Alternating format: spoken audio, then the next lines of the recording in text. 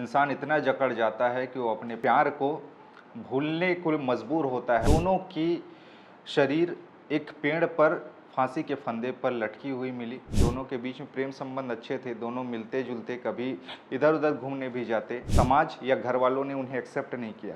क्या इन्होंने अपने प्यार की दास्तां अपने घर वालों को नहीं बताई? क्या इन्होंने सलाह मशवरा अपने घर में नहीं किया, समाज में नहीं किया? इनके पास से एक सुसाइड नोट भी बरामद किया है। कहते हैं इंसान को जीवन में कभी न कभी किसी न किसी से मोह होता है, प्रेम होता है। लड़की और लड़के एक दूसरे के प्रति आकर्षित होते हैं और कई बार इस प्यार का परवान चढ़ाने के लिए जीने मरने की कस्में भी खाते हैं। संग देने, साथ देने और एक साथ सुख दुख बांटने का भी वादा करते हैं। लेकिन कई बार समाज के बंधन, रीति रिवाज से इंसान इतना जकड़ जाता है कि वो अपने प्यार को भूलने को मजबूर होता है और कई लोग नहीं भूल पाते तो आत्मघाती कदम उठाते हैं जो उनके जीवन पर भारी पड़ जाते हैं और कभी वो लौट के नहीं आते।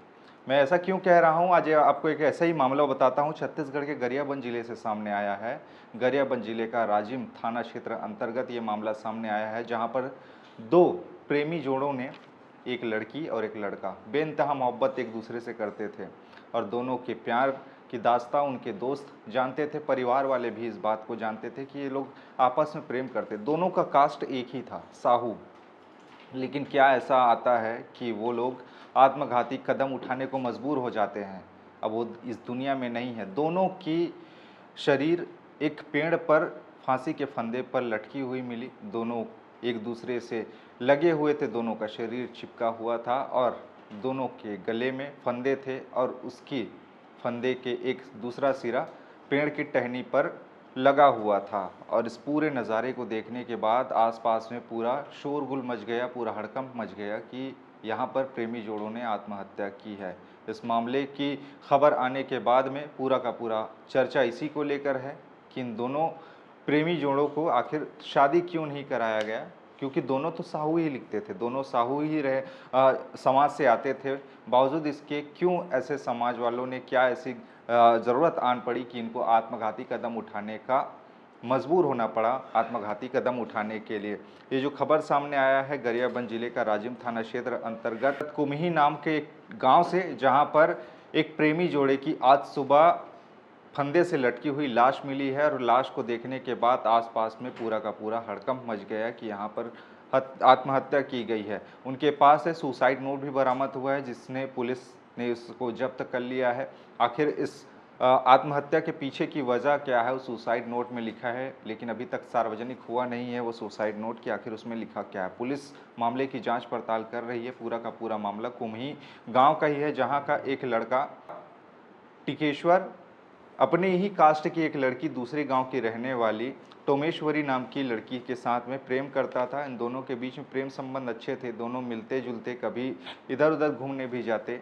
लेकिन इन दोनों के प्यार को पता नहीं किसी की नज़र लग गई और इन दोनों ने ऐसा आत्मघाती कदम उठाया कि जिसे लोग सोचकर भी उनकी रूह कांप जाए।